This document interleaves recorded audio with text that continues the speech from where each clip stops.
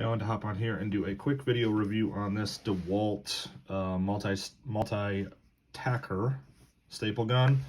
You can do brad nails, different kinds of staples, and you'll adjust that up here. So we'll just slide this back, depending on what you are doing. To load the staple, super easy. You'll pull this out. It is empty. You got a belt clip here. When I've had this in the correct setting, because sometimes I forget to change it, I've never had a misfire. I've had it for about a year now. Done a bunch of insulation, stapling that stuff up. So this is a setting in terms of more power or less, and then you have this to kind of lock it in place. So it is empty.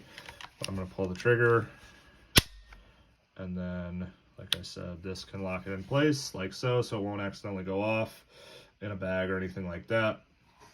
But yeah, like I said, when I've had this in the correct setting, I don't believe I've had any misfires or anything like that, or two coming out at the same time. So this thing has been awesome. I've had it for about a year now, and it's been great. So 10 out of 10 would recommend. Like if this video helped. Thanks for watching.